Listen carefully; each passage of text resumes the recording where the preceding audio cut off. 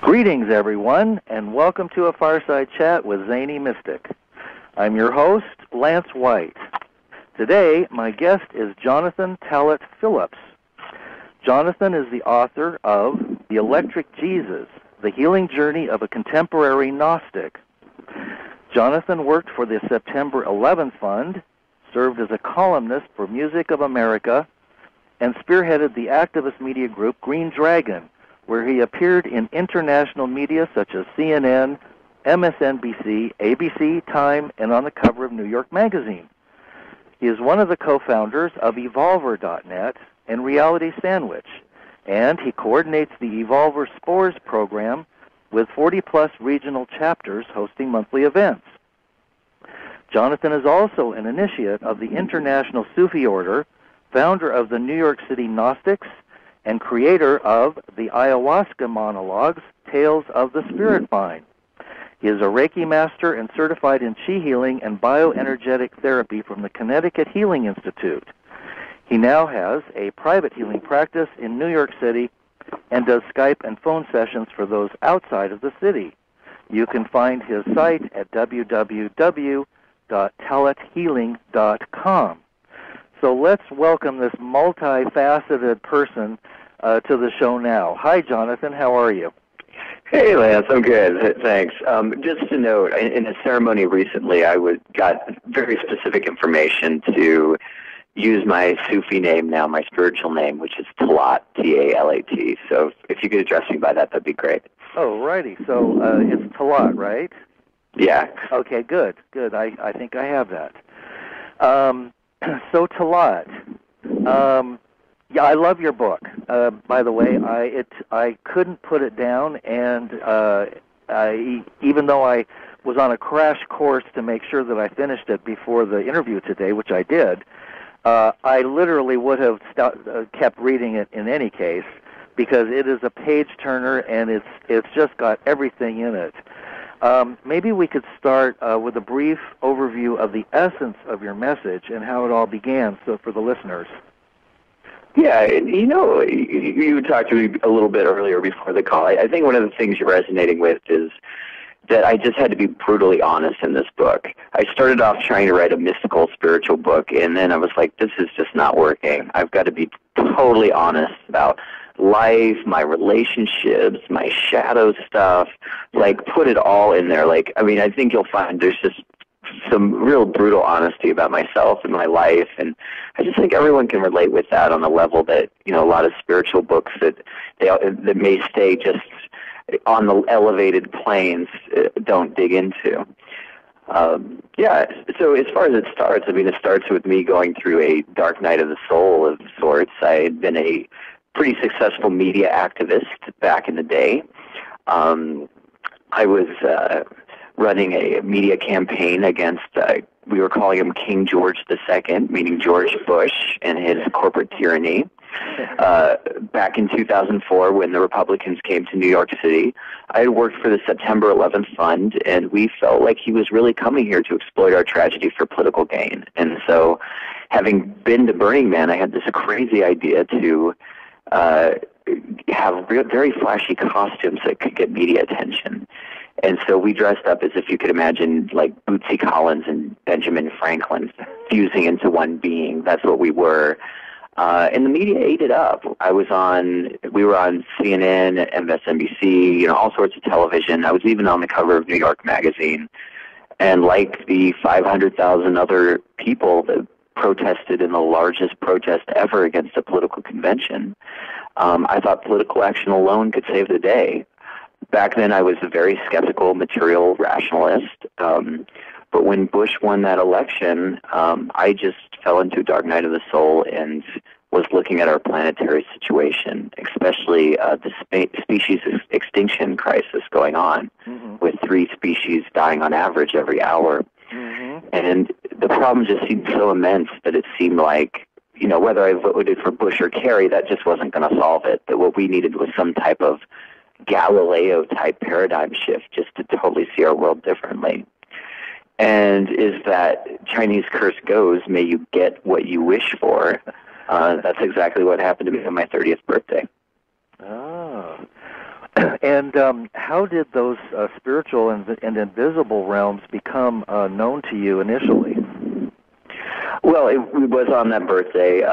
My girlfriend at the time had just called me up and said, look, you have been stressing about paradigm shifts in politics for weeks. Yeah. It's your birthday. It's Valentine's Day. It's time for you to take some MDMA and get your butt on the dance floor. And for those that don't know, yeah, and that was actually the best advice anyone could give me. For those that don't know, MDMA is a pure form of ecstasy, and I'm not saying that I necessarily condone people using it, but what it did is that night I got out of my head and I got into my heart and I got into my body on the dance floor, and I just started connecting with the present moment and the energy of those around me. And all of these synchronicities started just lining up, and I talk about that in the book. Until at the end of the night, I'm laying in bed just thinking, how is it even possible that all of these things happened? And at that point, I felt a presence kind of come to me. And when it left, poof, I could see energy fields. Some people would call these auras. I would have never called it back then, but what I saw is we were no longer isolated protoplasmic beings, that we were all energetically interconnected, which can seem pretty cool, but it's a little disturbing when you get on a New York subway. Right. No kidding. Well, it's funny because back in the day, a long time ago, I used to do that very drug myself and go to the underground gay clubs and dance to trance music for hours. So it is a legitimate experience, and it can be magical, and it can open doors. So now you also, your girlfriends and your friends, you paint such a vivid picture of them, and I just love the experiences that you share with us, and as you said, you bury your soul in the book. They showed you, or kind of it was a mutual shared experience of learning about the subtle realms, and that eventually took you into exploring healing modalities, and also with ayahuasca. Would you like to talk about that a little bit? Yeah, and I'd also like to talk about your MDMA experiences in the gay 90s, right? Because I think what you guys were doing was, and if you go on Amazon, you can find critics of my book will just say, like, he is not a spiritual adept, or he's not a spiritual seeker, he's not legitimate because he took a drug at a party or at parties and had these experiences. But you know what? This is like the oldest shamanic technique on the planet, pretty much. Absolutely. Let's get together in community, take a consciousness-altering substance, and shift our consciousness and transcend together and work on that. I mean, people are not going into, Native American tribes and saying, you know what, this peyote thing, it's a cheat. You guys aren't doing it right. And if they are, they're really missing out on a good time, I think, in some realms. Of course, when you open up these portals, you also have to be careful. And I think ayahuasca, as you mentioned, is the perfect example of that. I just wrote an article for the Huffington Post because there's this Jennifer. Have you seen that Jennifer Aniston movie with Paul Rudd, Wanderlust? I haven't seen it yet, but I'll take a note on that. It's pretty cute, It's a romantic comedy. I think it was a total box office flop, but in it, Jennifer Aniston takes ayahuasca, and I kind of critique that because it's done so sloppily. There's no ceremonial center. There's no setup. It's just like she kind of takes it, and the next thing you know, she's on a tree saying, I think I can fly, and about to jump 20 feet. But the thing about ayahuasca is you do not feel like climbing trees. It's the most powerful healing modality I've ever come across, and I've tried a lot of things. It's the shamanic brew from the Amazon that has 2 active plants in it that they mix together. One, it has DMT, which is a psychedelic substance found throughout nature, entheogenic substance, I would say, God-inducing, that is thought to be even potentially in the pineal gland, and that's why monks and folks meditate on that area, is to vibrate it and release this. And then it's got an MAO inhibitor.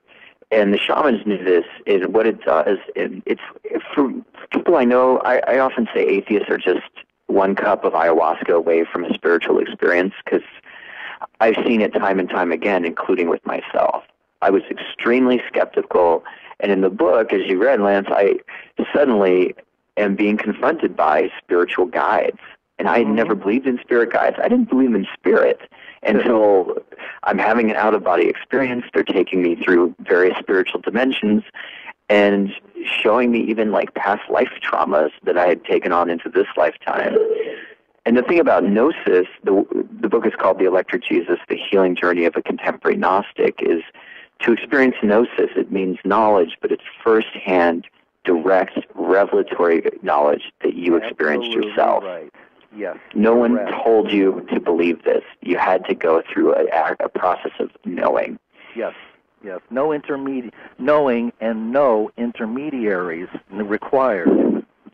You don't need a priest, you don't need a TV anchor man, you don't need, it's you and divine. And I think this is what the mystery and the gorgeous gift of the mystery traditions across the planet is, that they had structures and containers to take people through that process.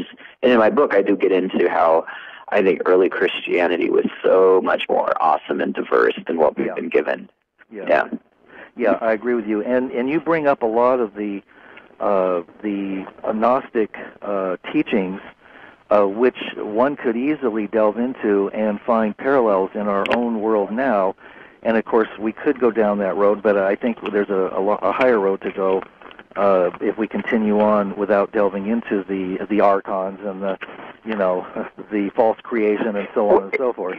You know what, Lance? Could we jump into it for a second? Okay, because good. All right. Let's do it. I feel like open.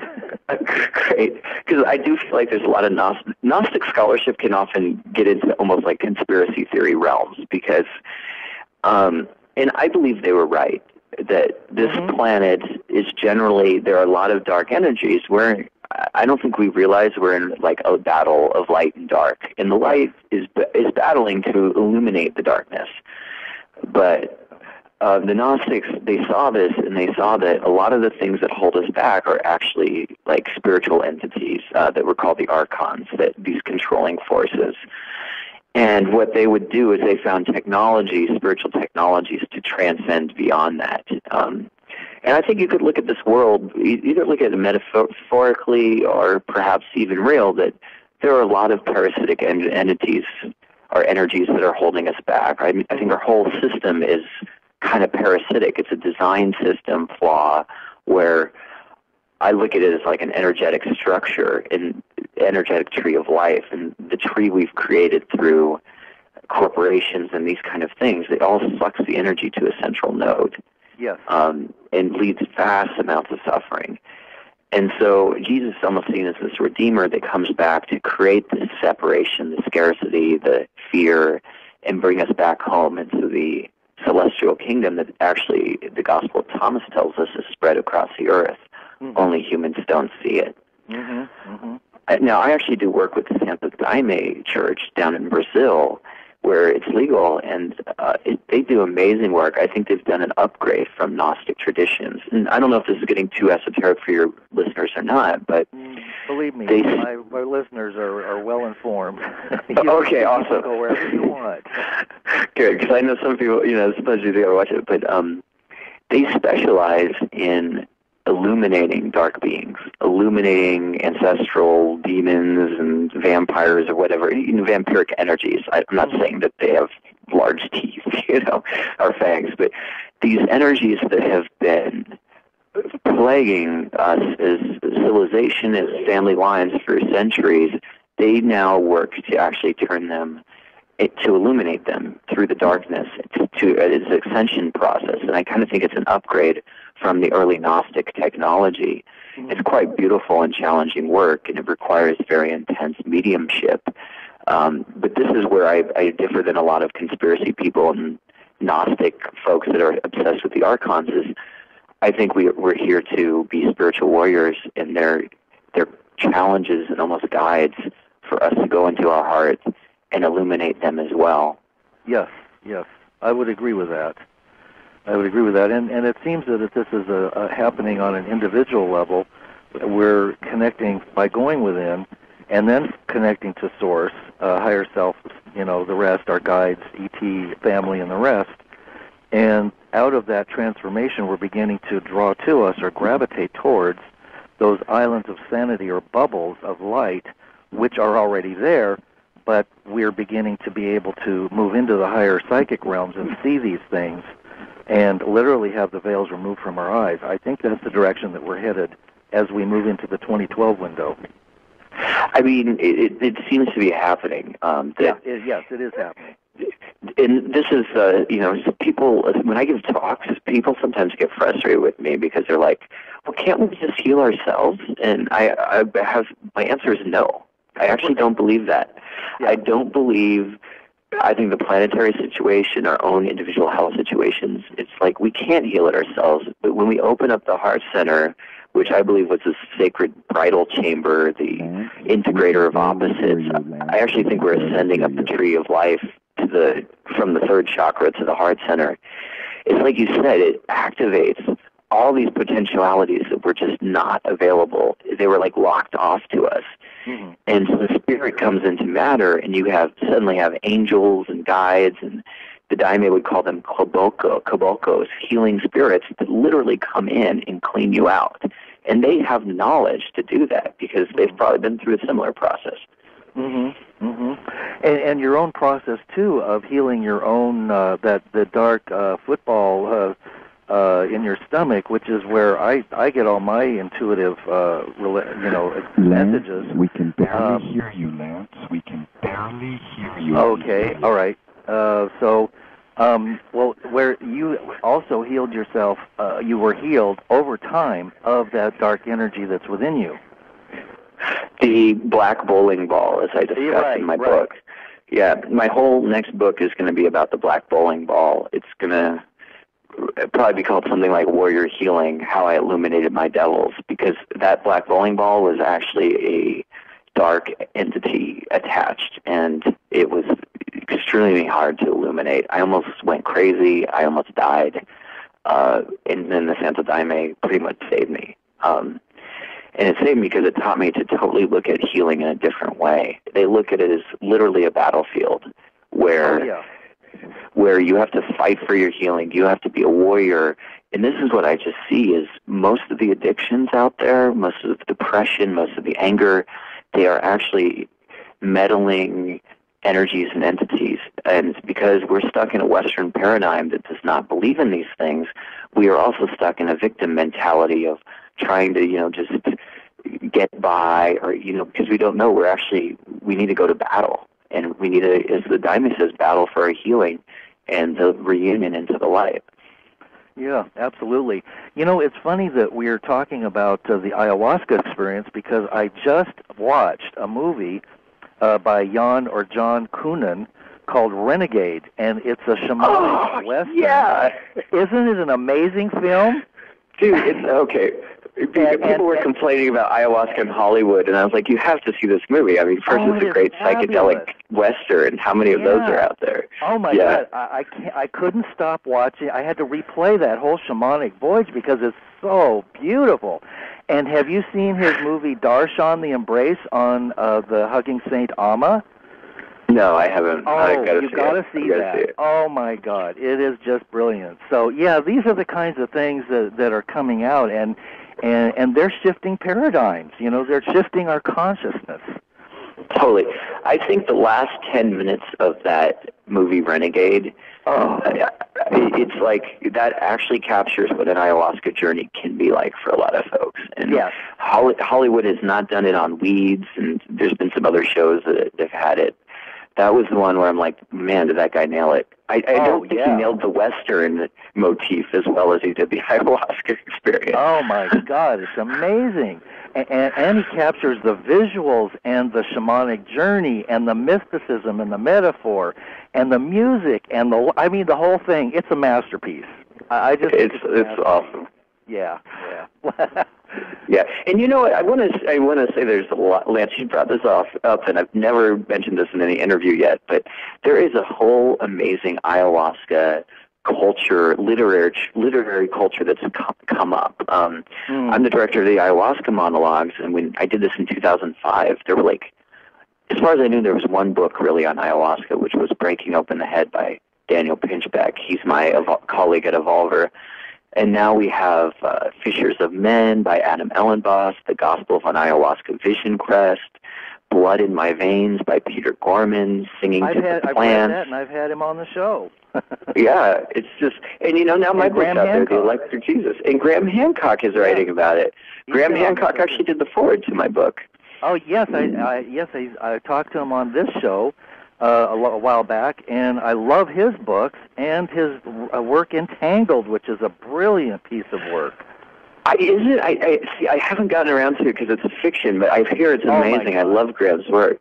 Well, fiction is very thinly veiled reality. It's really it gets down and dirty in the ayahuasca experience, and it actually captures the essence of the Gnostic archonic vision and what's happening today. So the battle of dark and light, and the blue woman. Anyway, it's a great book, and I can't wait for him. Yeah. I'll check it out. I'm actually doing an Evolver intensive with him on April 15th. Here's a little plug warning, by the way, about aliens, ayahuasca, and the ancient mysteries. So I'm gonna read up on that. Have you read Supernatural by him as well? Yes, I have. That's a good one. Anyway, we can talk about Graham, but I'm sure you had Graham talk about Graham. So. Yeah, exactly. More about us. Let's talk about you. So let's see. Where are we going with this? You also mentioned, here's another one that ties into the vision that is a peek at the reality, and Alex Gray's remarkable work. It's like a snapshot of the invisible realms, the layers of light realms, and the geometric shapes that we see when we're having out-of-body experiences. And you've been with Alex and his work. You want to talk about that a bit? Yeah, Alex is actually a really good buddy of mine, so cool. I feel fortunate in that, and he loved the book and did a blurb. We almost had his image of the Cosmic Christ on the cover. And I talk about this image of the Cosmic Christ as well. We're going to get into some fun territory, I think, through Alex, because I was having all these Christian-based experiences, you might say, but not in the evangelical fundamentalist type that we were all brought up with, or even Protestant. It was much more mystical. If there's anything to say about it, I think the Christian lineage that I think is different than so many spiritual traditions is how much it is focused on healing and the heart. Right. Universal love. If you really get down to get out all the BS rules that people get caught up on, it's really about the immense universal healing through opening one's heart. And Jesus is doing hands-on healing all the time throughout the books. I believe he was using energy. They would have called it pneuma, spiritual breath, spiritual energy, like prana or chi or ki in other traditions. And, there's all these lines of the power drains out of him and heals other people. The Holy Spirit is like this energetic force that he breathes on and gives an energetic transmission to people with. In the study of the Holy Spirit, it's called pneumatology. But studying all this, I was having all of these, my guides in the book, as it's revealed, like when I start seeing energy fields, I'm given one word, and the word is so shocking, I just put it aside for months and months and months. And that word is alien. Oh, and yeah. Yeah, let's talk about that. Yeah, and so this will get into the Alex Gray stuff, but I was having a shamanic awakening to what I think is a more galactic perspective. The brothers and sisters out there, as Native Americans would say, the star nations that I think we are potentially descended from. But it's not like a 1950s tinfoil spaceship view. It's not an abduction, these grays zapped me up and they did this surgery on me kind of.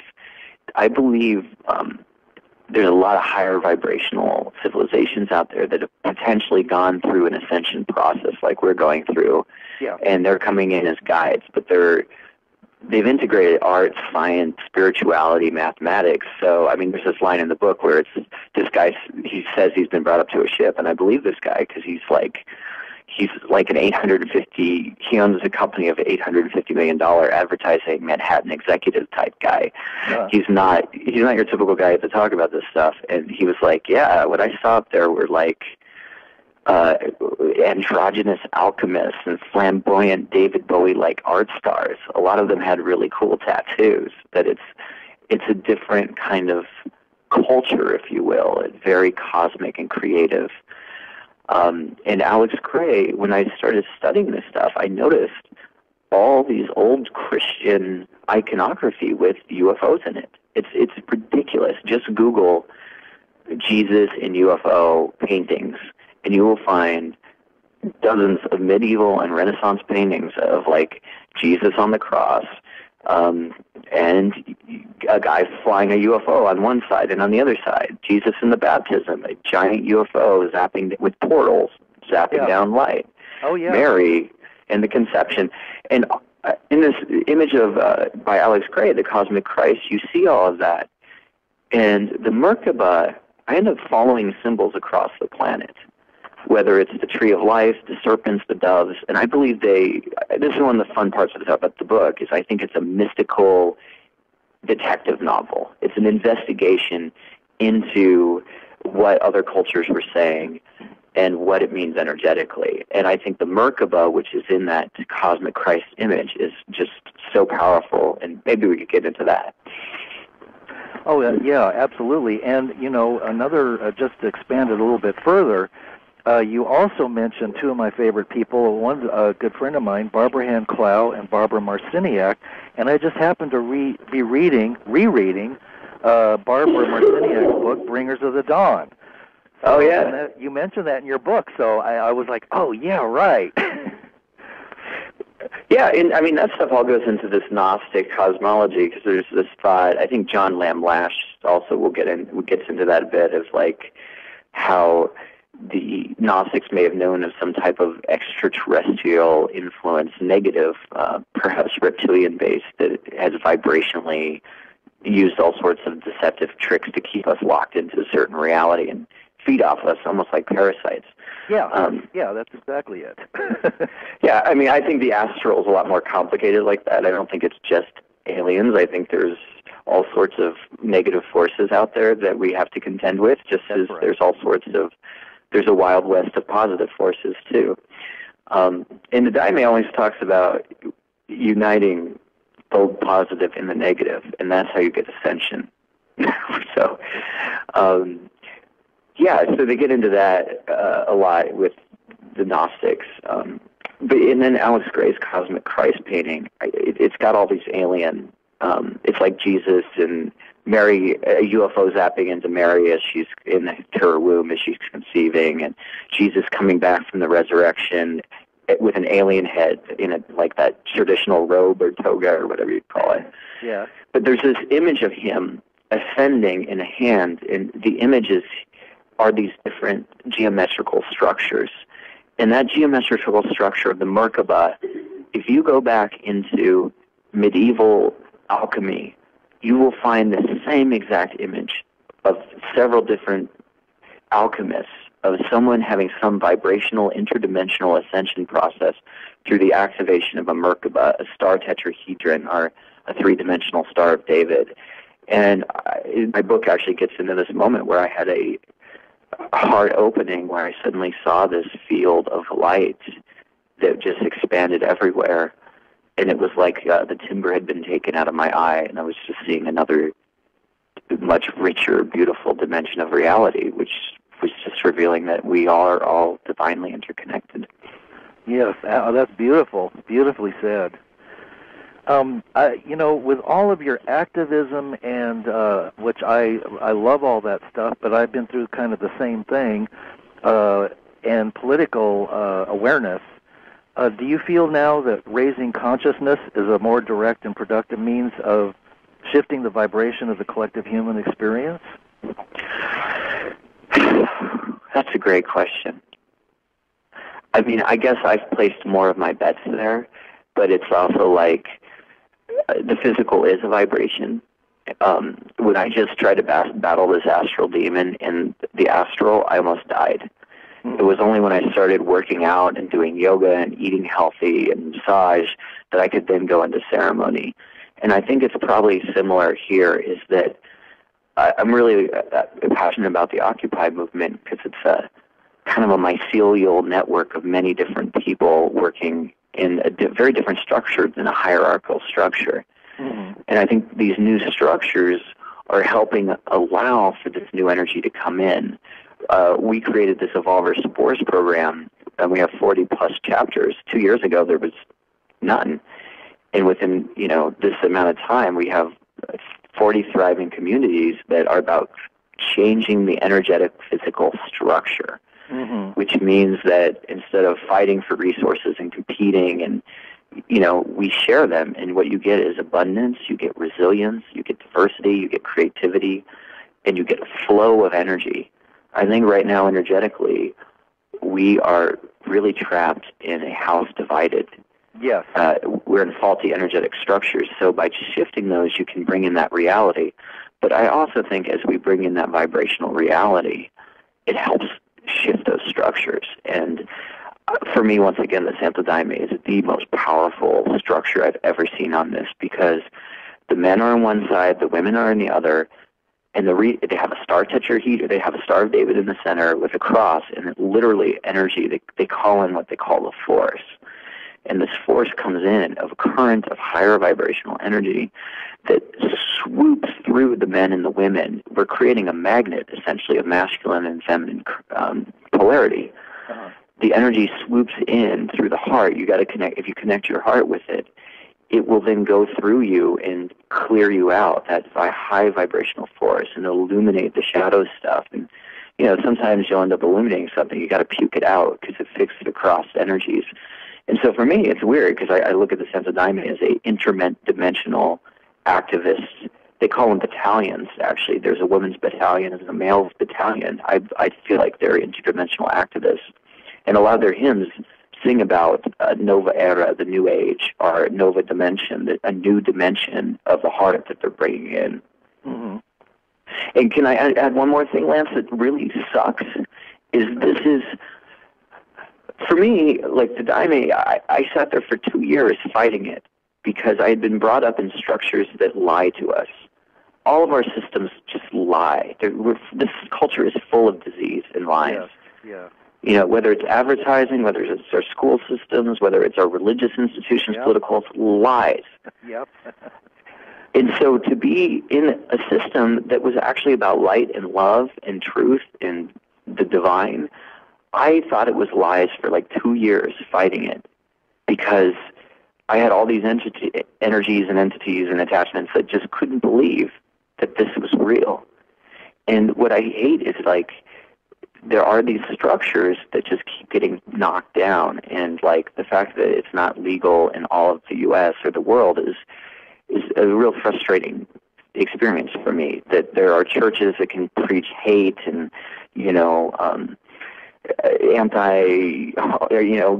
preach homophobia and all these things, but right. Those that are just about love and reunion, and yes, they use a consciousness-altering sacrament, still have to be worried about legal issues.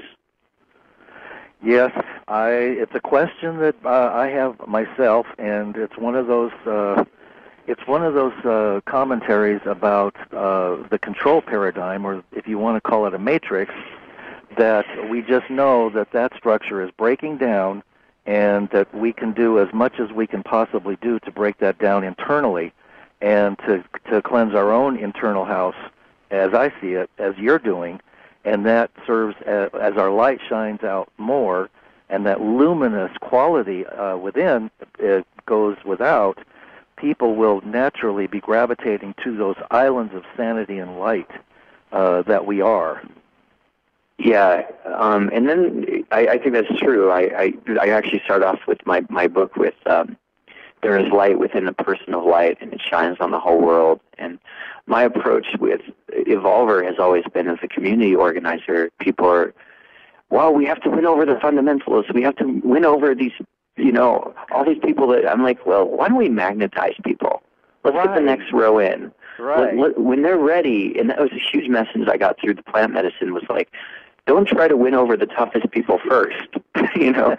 Get those that are just having these awakening moments. They're just stepping up. And I got to tell you, Lance, from Evolver and from my book, every day I get emails of people like, I'm having this Kundalini awakening. What do I do? I'm talking to Palladians, and my parents think I'm crazy.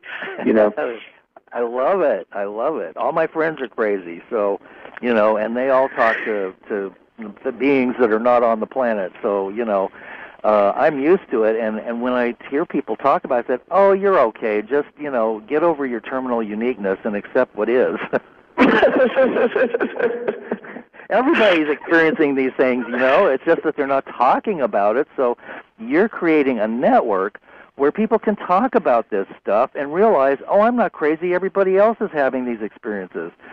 And then you can say, oh, you're Pleiadian? Oh, so am I. Oh, you're from Arcturus? Oh, wow, that's really cool. And what about those crazy praying mantis beings? So, yeah, you're really on the forefront of doing this stuff, and it's such a wonderful journey that you are including the healing aspect as well, which is so vital to these journeys, because we will see the dark side cropping up within us, and that's what I think it needs to be. We need to be aware of that as well. Yeah, and it's funny because I fought the dark side. Like, it took me a while to understand what a battle of love actually is, and it's a battle of love. Yeah. Because I was caught up in the battle part, not in the Right. And then the Daime gave me some very beautiful but powerful lessons of open your heart and send the love to this entity. Yes. And I'm like, but this entity's trying to kill me. And it's like, no. How do you expect him to heal? Like, this is a suffering being. Like, open your heart to heal with the divine light that can heal all. Yes. And that's it. It's like, I think my Sufi teacher, he always says, when the rivers are polluted, they have to go back to source. Oh. And I feel like, this is where we're headed. We're headed back to source, but we're headed not in this kind of unconscious state. It's in a whole new state, having gone through the hero's journey of separation. Yes, absolutely. And we have become so fragmented, and the control paradigms have established that way, so that we will remain fragmented and divided and sucked into various lower energies off of television and movie stars and politics and the rest of it, that we just don't even have time to think. We're so busy trying to stay alive and have enough funds to eat, and so it's really a vicious game. But I say, forget the game and play the game that you choose. If you don't like the game you're in, quit your job. Don't worry about where you're going to land. Just know you're going to be all right. Oh, man. See, I have a different one, which is, I think, Lance, I like your spirit. I think we're very, I think we're both a little bit of psychonaut cowboys, so I can appreciate it. Yeah. But, I get that question a lot when I'm traveling. It's like, I hate my job. What do I do? And I'm like, well, often it's like, how are you steering the ship?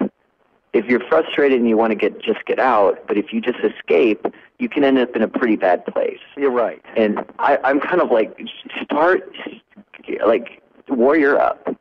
And maybe your battle for the next few months is you got to go into that job and pay the rent. And right. So you can make your next move but you're steering the ship left now. You don't want to stay in that job. But if you keep fighting it and you keep going in and you don't quit, it doesn't go anywhere. So you just lean into it a little bit. I hate my job and I'm going in. But I'm now steering the ship as an exit strategy. And that new trajectory, I think, will then get exponential. But, and sometimes those dramatic moves can really work. But it just might be more of spiritual folks and young kids I work with and stuff. But often they'll make really quick, rash decisions and then be like, whoa, right. Maybe I should have. Well, I should have not hit the throttle quite so intense. Right. Now you have very sound advice, and of course, our guides and our team will guide us, whether we're aware of it or not. So, if one chooses to take a quick route, which may not be the wise choice, I like your style of, just grin and bear it. You've made your choice.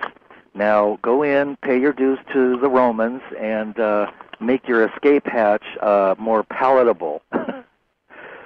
It does. I'm also like the Robin Hood approach, because I know a lot of people that I'm in New York, so to survive you kind of a lot of people here live double lives. They'll go to their corporate job and they'll go to Occupy, and I'm all for it. Take those funds and Robin Hood it. Start putting it into the other systems. Let's suck. Let's create a big suck valve, or what is that when you steal gas from somebody else? Let's start taking that energy and putting it in the right systems. This is actually why Evolver started off. We do have a nonprofit component now, but we started off as just a LLC, as a corporation, because we wanted to try this, and it works for the most part.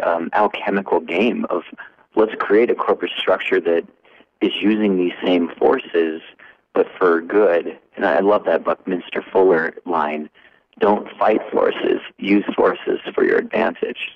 Oh, it's like an Aikido move, Yes. Yeah, one of my good friends, Cliff High, talks about Aikido a lot, and the need for creating islands of sanity. Basically we're breaking away from the traditional paradigms, and we're simply being the change that we need to be. And I do feel that at some point there will be a clicking in or a shift of realities, and that there will be some kind of splitting of realities. I also wanted to mention that I've been lucky enough to do the Evolver intensives that you guys have online. And my friend Carmen Bolter had led some of these. I did all of the ones with her, and they are absolutely wonderful. So that's something that you guys do, the Evolver Intensives, that is just such a great experience to be able to talk with people that you would like to hear more of. Daniel Pinchbeck was on one of them. There were several others that have been involved with Egyptology. So it's really a great way of being with those people that we want to learn from and experience. So I just want to put a plug in for your intensives. Thank you. Yeah. So if I could say, I hope to see you on April 15th. They're video intensives, so you'll get to ask questions, through video. It's what's great. It's like you're with a community around the world that's into this stuff, and you can all talk together. Yeah. So April 15th, that will be Aliens, Ayahuasca, and the Ancient Mysteries with Graham Hancock. Oh, that's a must-see. I've got to do that. I love Graham, and I love the subject matter. So, that'll be a fabulous one. I'll have to sign up for that. Cool. So. And, how does, now Reality Sandwich is kind of an integrative aspect of the Evolver experience. How does that fit in? I love Reality Sandwich, by the way. Okay, so we actually, when I had finished my initiatory journey, the first one, I have a friend that says, he felt like he took he signed up for initiation about 4 years ago, and it never stopped. And I think that's true for most people I know. It just didn't stop. It kept going. But after this initial one, I wanted to get back into media activism. And the thing was, I was sick of corporate media crushing stories, taking the essence out, and in the worst cases, just being real outright nasty. And suddenly we had open source platforms and WordPress and Drupal and these things. So instead of trying to raise $15,000 to do your first print run of a magazine, you could do it for basically nothing. And so with Daniel Pinchbeck, the author of 2012, The Return of Quetzalcoatl, who also edited my book, Ken Jordan and Michael Robinson, this is 4 people in Daniel's apartment. We started up this web magazine, Reality Sandwich. And I love that you've been using the light metaphor so much, because we really saw this as just putting up a lighthouse saying, who else is out there? And the thing that I think we were doing that was so unique, it was like a neo-tribal alchemy of the future and the past, environment and spirituality, consciousness, health, all of it is fused into one kind of thing. And I feel like it was all rotating on the platform of transformation. And so we found very quickly that there were a lot of people out there.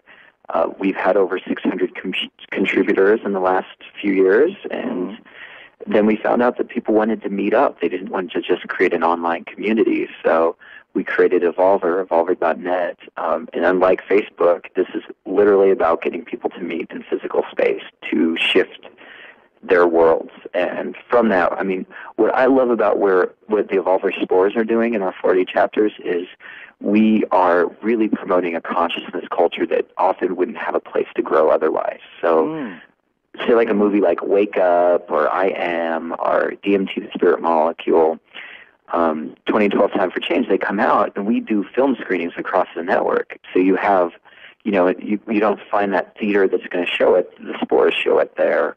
Or like I just did West Coast tour and had packed houses every night, almost every night, 16 stops. And I'm a first-time author with a small publishing house. This should not happen that there was, 40 to 70 people at basically every reading. And it's because the Evolver Spores are, they're thriving.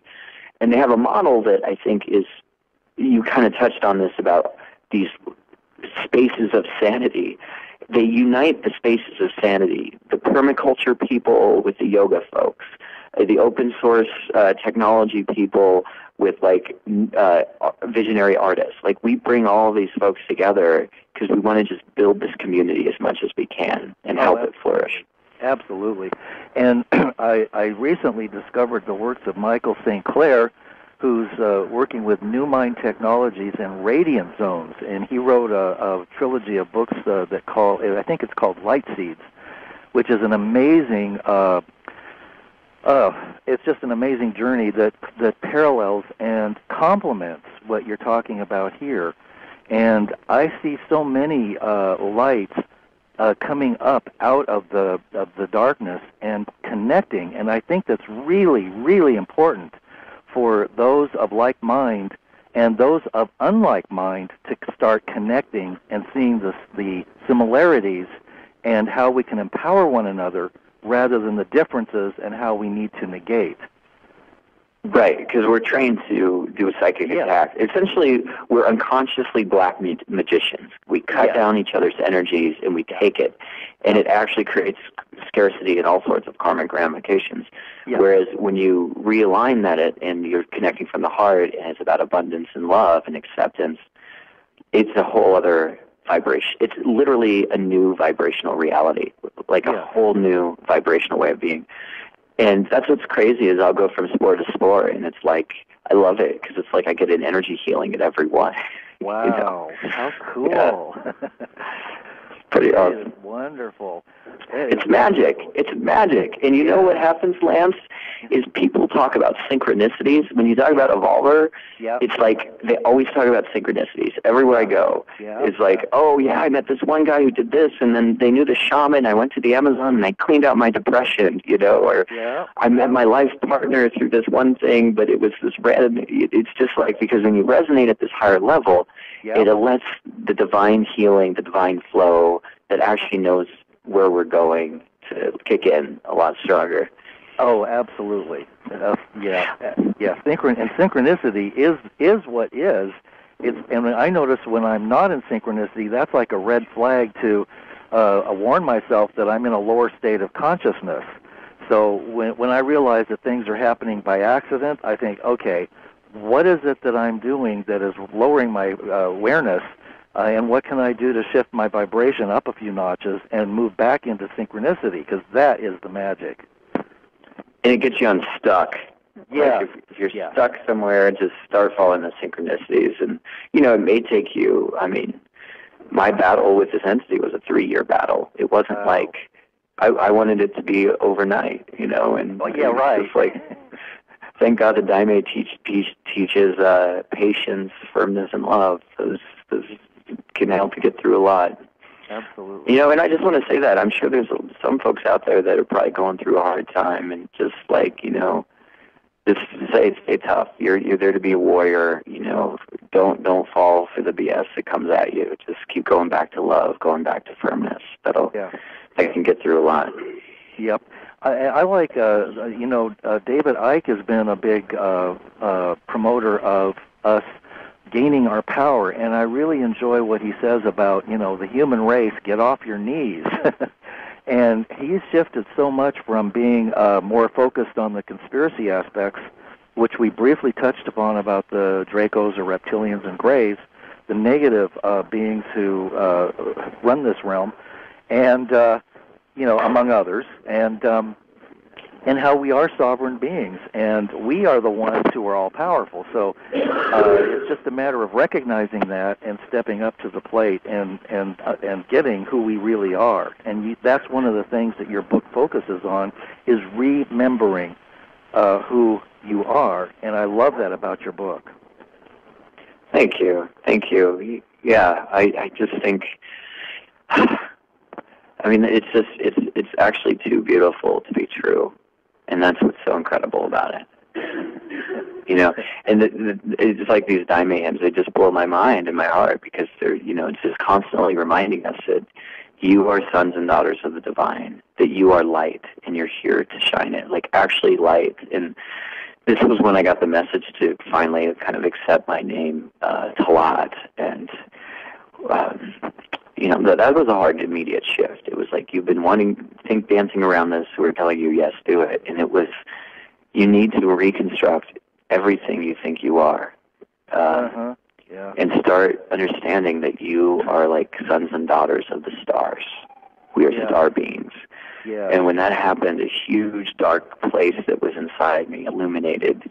And of course, what happens on Daime or ayahuasca is you end up having to puke it out. So I had a nice purge. And what's great is when that darkness illuminates, it goes back in your field as strength and power, but it's got a lighter feel to that, I'm kind of curious. Now, your guides that you mentioned that talk to you and call you cowboy, you kind of chide them to show you what they look like. Did you ever get to see what they actually look? Did they ever give you a vision of their appearance or shapeshift or anything for you? No. In the book, I have definitely seen a lot of other people shapeshift into extraterrestrial shapes.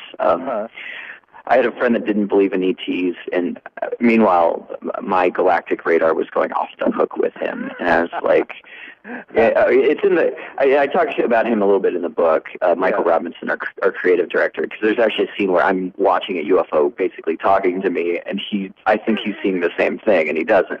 Yeah. And I'm totally frustrated with him. Yeah. And then, Michael, he doesn't believe me, but then finally he actually sees some Syrian person claiming Syrian descendancy and shapeshift into this weird elongated thing. And I'm like, yeah, that's what they say they look like. And he was really freaking out. And I said, well, you know what, Michael, once they come out of the woodwork, once you see one, they come out of the woodwork. And I would, since then I keep getting these text messages. I'm in Puerto Rico and this person just shapeshifted or that. As far as my guides go, I was a little disappointed. I wanted my next book to be about aliens. I thought that'd be a really fun book. Yeah. And when I found out about this ancestral demonic attachment, it became about that. And the guidance I'm getting is very different. It doesn't seem to be of a galactic. It seems to be more of a, well, actually it does seem to be kind of galactic, but bigger in a way. Maybe more like angelic, like light, angel warriors. But I'm now learning mediumship, which is they come through you and actually move your body and heal you. And a guy that I've been working with seems to know a lot about moving energy almost through very quick tapping.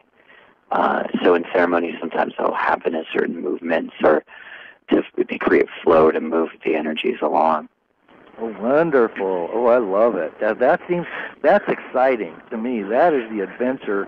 At 61, having lived for 30 years with HIV and AIDS, that's the excitement for me is I don't know who I am. I don't remember anything I've studied or learned, but you know what? I'm open to everything that's new. And as long as it's embraced with love and light, Hey, I'm there. So we've got just a minute or two left for you to share anything that you'd like to close with, and then let us know all of your sites where you can be found. And I just wanted to give you that moment to do that. Thanks, Lance. First, I want to say thanks so much. I've really enjoyed the talk. It can tell you really enjoy what you do, and that just resonates. I would like to just say, like, I feel like what we've talked about, we've gotten like a nice tip of the iceberg. Yeah. And but you know, there's still that 1/8. We've got like 1/8 of it. And so for the real download and the transmission, I really hope you pick up this book, because it really is rich with characters and life, and it's a quick read. Most people I know, they finish it within a few days and send me nice emails. So I just hope you all pick up the book. It's called The Electric Jesus. Once again, I'm Jonathan Talat Phillips. And if you do pick up the book and say that you heard it from this call, from this radio show, if you say that and send me an email, I'll send you a chakra activation MP3 that's about 25 minutes long and something I specialize in. And you can either find that through theevolver.net, you can find me through evolver.net or Reality Sandwich. My email is talat, T-A-L-A-T, @evolver.net. Wonderful. Well, Talat, thank you so much for being on the show. I just love your work, and I love your book, and I can't recommend it enough either. It is a must-read. I've been so lucky to be able to read your book, and the last couple of guests have just blown me away. So my team is giving me all the right stuff, and more power to you. I just love what you're doing, and you're welcome to come back anytime and share again, and we can maybe get into the second 10th of the paradigm. Oh. Well, Lance, thank you so much. Keep spreading the light. You too. Thanks, Talat. Okay, take care. You too. Good night. Good day, everybody.